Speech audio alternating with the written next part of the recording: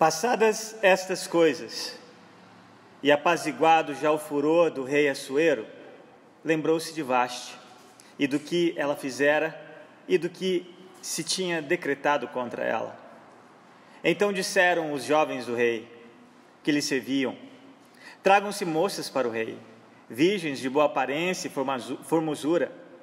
Ponham o rei comissários, em todas as províncias do seu reino, que reúnam todas as moças virgens de boa aparência e formosura, na cidadela de Susã, na casa das mulheres, sob as vistas de Regai, eunuco do rei, guarda das mulheres, e deem-se-lhes os seus ungüentos.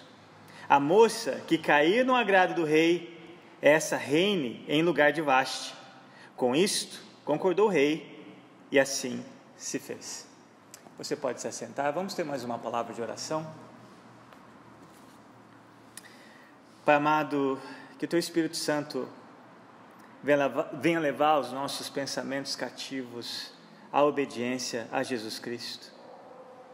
Livra-nos de pensamentos que vão nos roubar a preciosidade, a doçura, a beleza, o poder da Tua palavra. Ajuda-nos, abra os nossos ouvidos, toque em nossos corações e influencie as nossas vidas para o louvor da Tua glória, Pai. No nome precioso de Jesus que nós te pedimos. Amém. Albert Benjamin Simpson, também conhecido como A.B. Simpson, ele foi um pregador, teólogo, autor e fundador canadense da Christian Missionary Alliance. Foi uma influente organização evangélica protestante com ênfase no evangelismo global. E esse homem muito usado por Deus, um homem que, quando você lê qualquer livro dele, você vê que realmente foi inspirado pelo Espírito Santo, direcionado pelo Espírito Santo. Ele disse uma frase que eu gosto muito.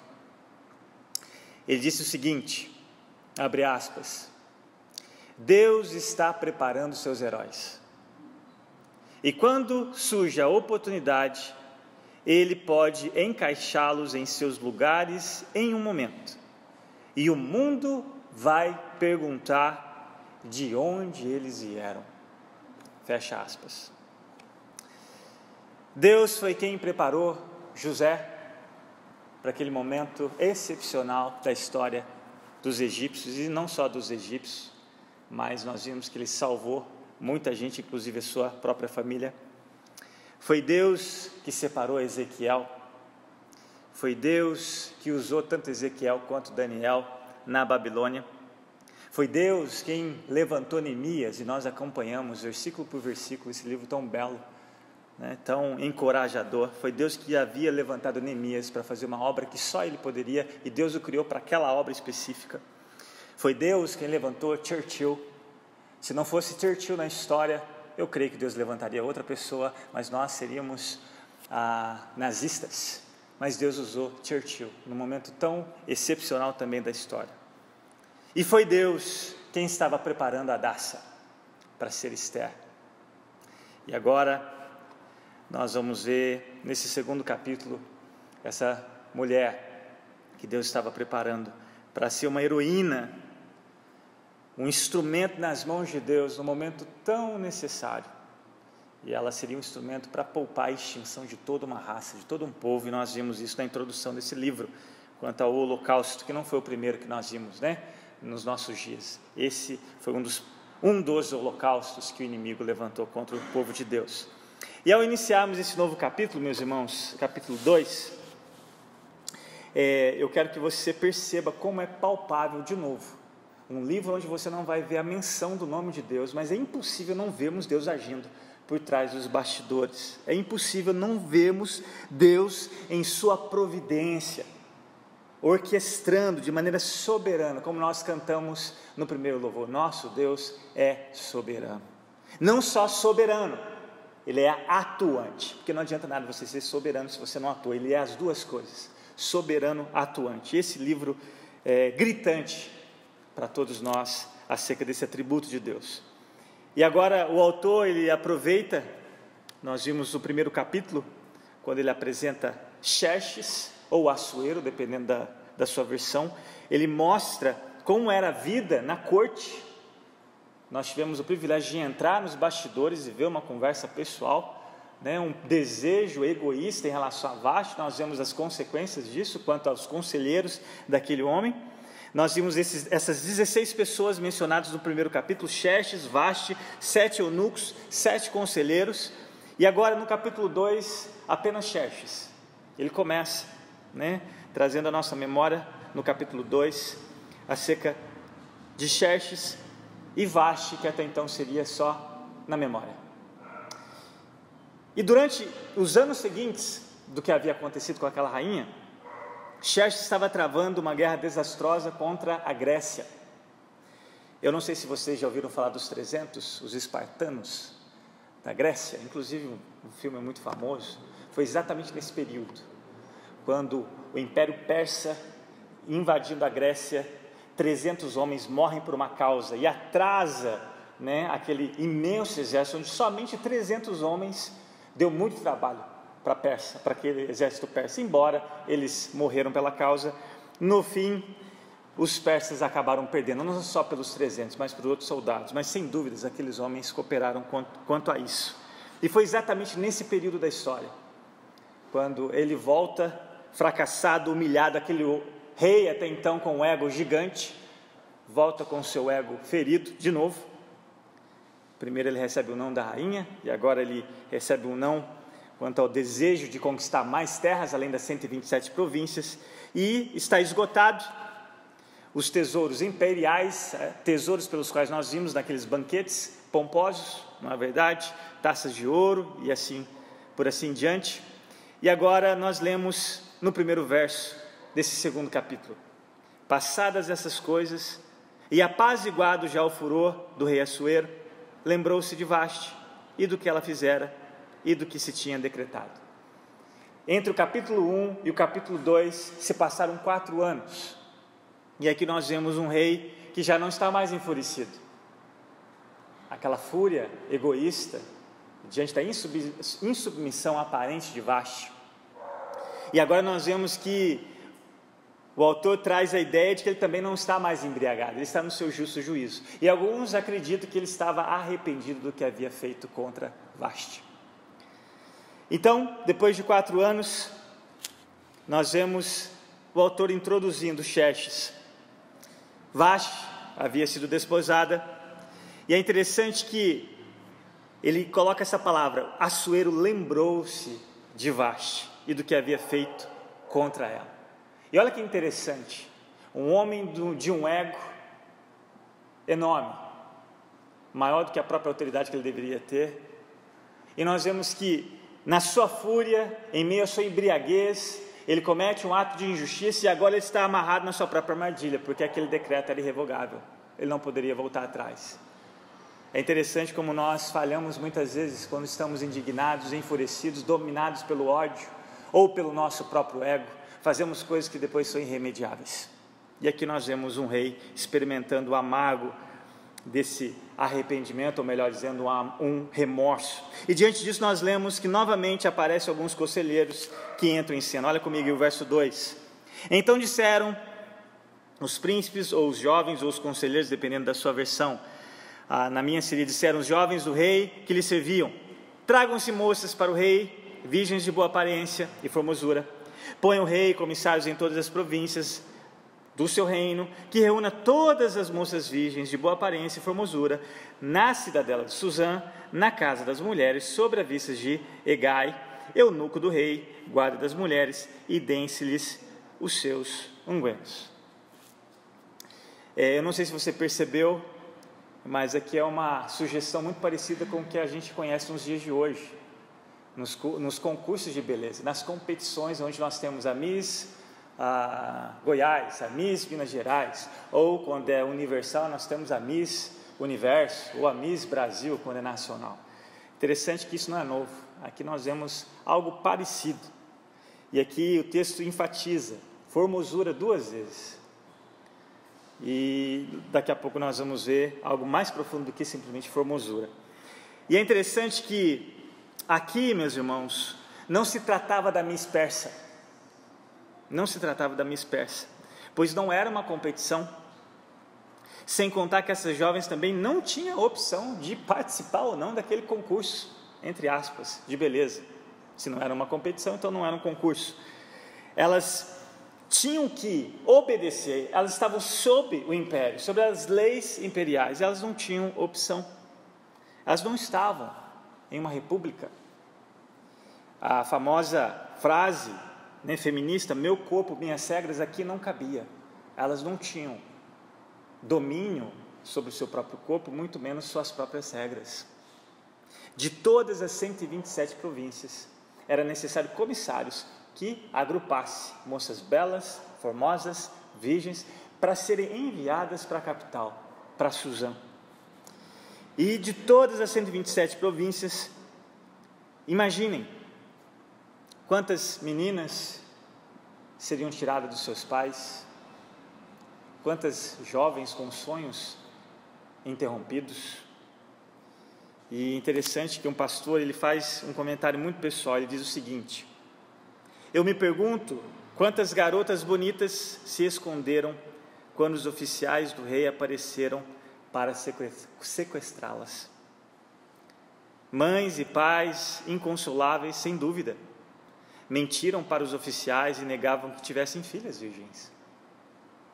Talvez algumas das moças se casassem com qualquer homem disponível, em vez de passar uma vida sem esperança, trancadas no harém do rei. Uma vez que estivessem com o rei, elas pertenciam a ele e não podiam se casar. Se o rei as ignorasse, elas estariam destinadas a uma vida de solidão, trancadas em um harém real. Honra? Talvez. Felicidade? Nenhuma. Muito interessante, né? Não sei quantas vezes você já leu essa passagem e já parou para refletir acerca dessa realidade que aconteceu com aquelas jovens. Nós, hoje, no Brasil, todas as igrejas estão reunidas orando pelos países mais difíceis do nosso mundo, né, contemporâneo, quanto a ser cristão. Hoje é o DIP, o Domingo da Igreja Perseguida. E a Mariane vai me ajudar, e por ela estar em viagem, nós mudamos o DIP para o terceiro domingo. Mas quando eu estava preparando essa mensagem, eu pensei naquelas meninas africanas que o Boko Haram sequestrou, muçulmanos, radicais, e até hoje, muitas delas não retornaram. Até hoje, os pais não sabem se estão vivas ou estão mortas. Esse é um texto que parece que é dos nossos dias, que aconteceu naquele império persa. Mas embora, meus irmãos, como vimos em Tiago, Deus não seja o autor do mal, porque Deus não pode pecar, Ele não pode fazer qualquer maldade, vai contra a sua própria natureza.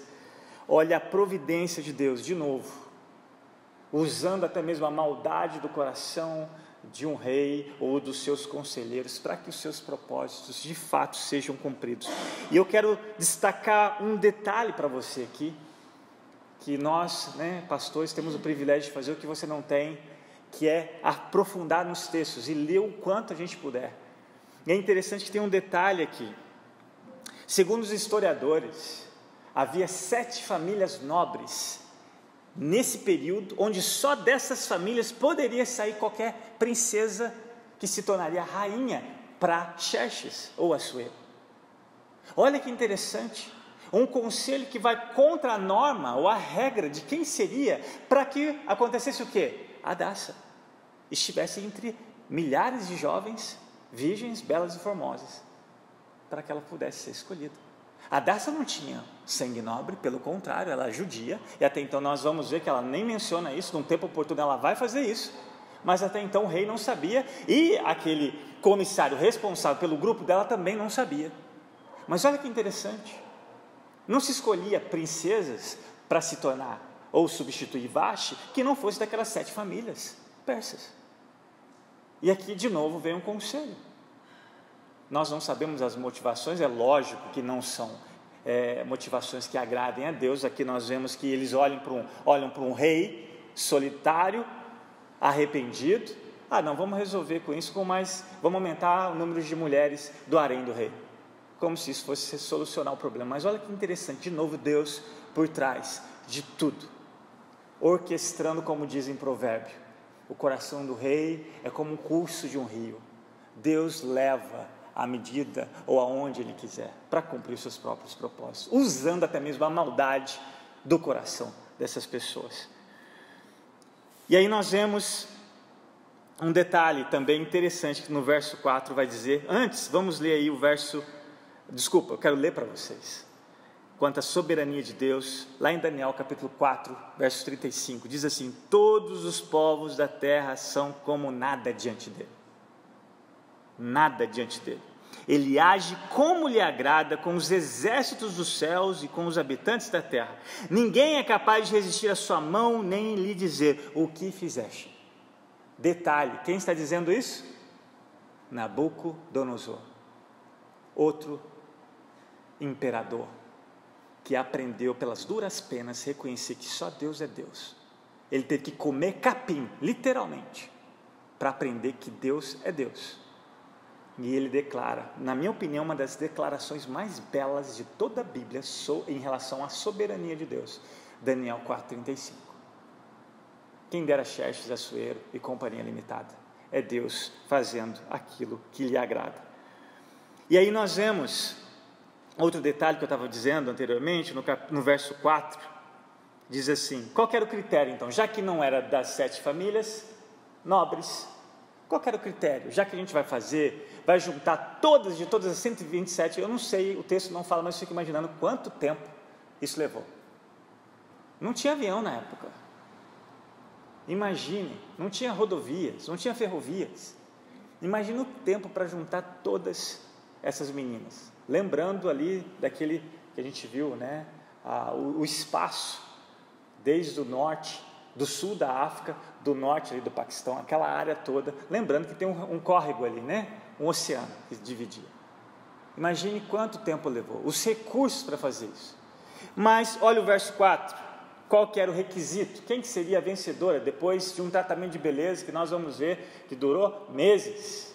E cá entre nós, nem mesmo toda a tecnologia de todos os cosméticos de hoje em dia compara com essa realeza, com esse tratamento de beleza aqui dos ungüentos mencionados. É interessante quando você vai ver os detalhes disso. Mas olha o verso 4 comigo, qual era quem que teria a voz final? De novo, a moça, verso 4, a moça que cair no agrado do rei, essa reine em lugar de Vasti. Observe a frase, a moça que cair no agrado do rei. Ou seja, não é a mais bonita. Interessante, né? É aquela que agradasse o rei. Eu não estou dizendo que Esther não era bonita, mas aqui não é importante. Nós não sabemos a respeito de como Esther parecia, mas aquela que caísse ao agrado do rei. Muito interessante. Ou seja, de novo, Deus, talvez Esther fosse a mais feia. Talvez a Esther fosse a mais feia, mas ela caiu ao agrado do rei. Interessante, né? Talvez ela fosse a mais feia, para que depois, mais tarde, a Esther não diria para ela mesma, eu ganhei ou caí ao agrado do rei porque eu era a mais bela. Não, é Deus agindo por trás até mesmo da feiura, se fosse o fato, porque Deus é soberano. Tem um autor que diz que a beleza está nos olhos de quem vê. Aqui, quem pôs a beleza nos olhos, nem quem vai colocar a beleza nos olhos, né, de Xerxes é o próprio Deus em relação a Hadassah, a Esther. É Deus, mais uma vez, misteriosamente, soberanamente, cuidando para que os seus propósitos fossem cumpridos, cuidando para que Ele colocasse a heroína dele no momento certo, de maneira estratégica, no momento oportuno, para ela ser um instrumento em suas mãos para a libertação de todo um povo. Eu vou ler uma frase de Spurgeon, ele fala acerca da soberania de Deus. Olha a profundidade dessas palavras, especialmente em relação à sua e à minha vida, da maneira com que Deus orquestra todas as coisas. Ele diz assim, abre aspas, não existe atributo de Deus que ofereça mais conforto aos seus filhos do que a doutrina da soberania de Deus. Nas circunstâncias mais adversas, nas mais severas inquietações, eles creem que a soberania ordenou as suas aflições, acreditam que ela as governa e os santificará completamente. Fecha aspas. É por isso que o cristão, quando ele olha para o sofrimento, ele precisa olhar sobre essa ótica, de que é o oleiro permitindo qualquer circunstância, boa ou ruim, forjando, moldando o caráter dos seus filhos, santificando o caráter dos seus filhos ao seu prazer, ao seu bel prazer. E aí, quando nós olhamos nessa ótica, a gente não reclama, a gente ora, a gente pede para que passe, mas a gente confia na soberania dele. E eu quero caminhar para a conclusão. Eu queria, assim como eu comecei com a frase de J.B. Simpson, eu queria dizer que Deus está preparando seus heróis. E eu pergunto para você, você crê nisso? Se você olhar para aquele contexto de Esther, olhar para o nível, ou melhor, o tipo de rei, se você olhar para os nossos dias, quem está no governo, o que está acontecendo nos nossos dias. Tem um hino antigo que diz que esses são os dias de Elias. Será que esses não são os dias de Elias, de Daniéis? Eu creio que Deus está preparando os seus heróis. A segunda, além se eu perguntei se você crê ou não crê, a pergunta é se você está preparado ou se preparando para quando a oportunidade chegar, para que Ele possa usá-lo como instrumento em suas mãos. Essa é uma pergunta importante, que é lógico que responde a primeira, se você crê ou não nisso. Eu já vi dizer que existem 2 dias muito importantes na vida de uma pessoa. O primeiro é quando ela nasce. O segundo é quando ela descobriu por que ela nasceu. Você sabe por que você nasceu? Você sabe por que Deus tem te dado todo dom, todo talento, todo recurso para ser quem você é? Porque um dia Ele vai te pedir conta disso. Um dia você vai ter que prestar conta para Deus. Muito dado, muito cobrado. A sua inteligência não é sua, os seus recursos não são seus, a sua história não é sua, é Deus que fez a sua história para o louvor da glória dEle. E um dia Ele vai te pedir conta. Você está fazendo aquilo que Deus chamou para fazer? Ou é o seu reino? Ou é a sua vontade? Ou é o seu nome? É por isso que Jesus nos ensinou a orar. Seja feita a tua vontade, venha o teu reino, santificado seja o teu nome. Deus ainda continua a salvar e a usar pessoas para o louvor da sua glória. O Deus de Daniel ainda é o Deus de Ezequiel. O Deus de Esther ainda está agindo nos nossos dias, mesmo quando você não perceba. Mesmo como de maneira misteriosa você não perceba, Ele ainda está agindo em nossos dias. Ainda continua no controle de todas as circunstâncias. Até mesmo usando a maldade do coração do homem para que no final o bem triunfe. Estamos fazendo a diferença? E não precisa muita coisa, gente. Não precisa muita coisa para fazer a diferença. É só pagar em dia as nossas dívidas, não é verdade? É só sermos honestos. É só falar a verdade, mesmo que custe. Mesmo que todo mundo fale a mentira, você vai falar a verdade. Mesmo que você é chacoteado, feito zombado por ser correto, por pensar como um quadrado. Eu prefiro subir para o céu quadrado do que descer redondo para o inferno. Não importa, não precisa muita coisa, é nas pequenas coisas. Se você não é fiel nas pequenas coisas, jamais Deus vai querer colocar você nas grandes. Às vezes a gente fica pensando no uau, né, no negócio, é nas pequenas coisas. Começa na nossa casa, começa no nosso serviço em casa, lavando uma louça, sacrificialmente, por amor, quem quer que seja, mesmo cansado. Você acha que Deus não vê isso? Deus se agrada dos humildes começos, das coisas pequenas, que revela muito do nosso caráter, de quem nós somos.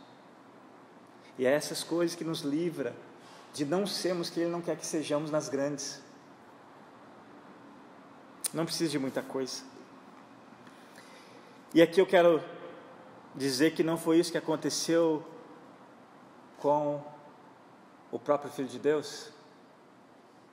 Ninguém imaginaria, nem os religiosos, nem a multidão, nem mesmo Pilatos, que de fato eles estavam matando a única pessoa que poderia salvá-los.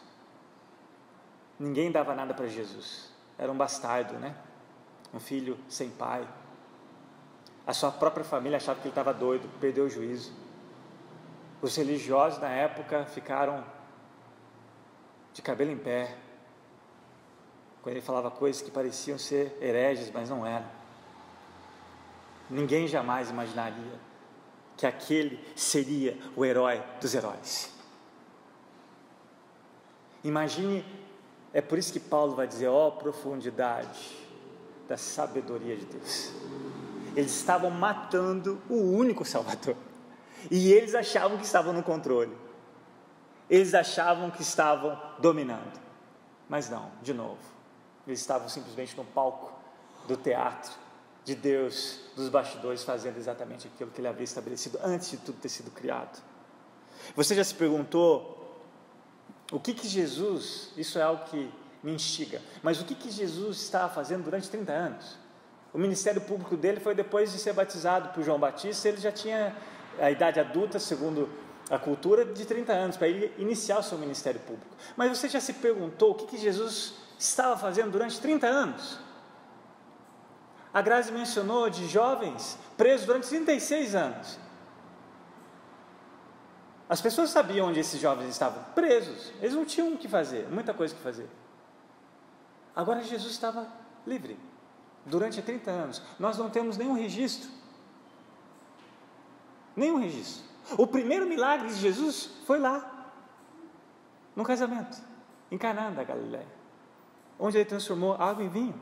Nenhum outro milagre foi registrado. Então nós cremos que o primeiro foi aquele. O que Jesus estava fazendo? Eu creio que Deus estava preparando o herói dos heróis, nesse anonimato. E cá entre nós, não existe anonimato, na verdade. Se Deus está em todo lugar, vendo tudo e todos, não existe anonimato. Deus estava preparando o herói dos heróis, longe dos holofotes da Galileia, longe dos holofotes do templo, longe das capitais, em uma simples família, com uma simples profissão, numa simples e desconhecida cidade, que ninguém imaginaria que de lá sairia o Salvador da humanidade. É por isso que eu creio que Deus está fazendo a mesma coisa entre os filhos dele, de maneira anônima. De maneira anônima. E cá entre nós, o mais belo disso é que Jesus jamais deixou de adorar a Deus perfeitamente. Deixou de fazer o que ele precisava fazer como filho, como carpinteiro, como um judeu. Ele só não era comum porque era o único, até hoje, né, e nunca vai haver, sem pecado. Era o único ser humano sem pecado, mas ele era humano. Ele teve que aprender a andar, a falar, a ler. Ele estava sendo moldado, preparado para que ele seria, embora ele sempre foi, mas não até adicionar a humanidade. Ele teve que aprender. Hebreus vai dizer que ele aprendeu até mesmo pelo que ele sofreu. E eu queria encerrar dizendo: entregue a sua vida a este Jesus. Confie nele como seu Salvador. Siga-o como seu Senhor. E sua vida jamais será a mesma. Não importa onde Ele te colocará. No fim, você só vai desejar uma coisa: que ele seja famoso.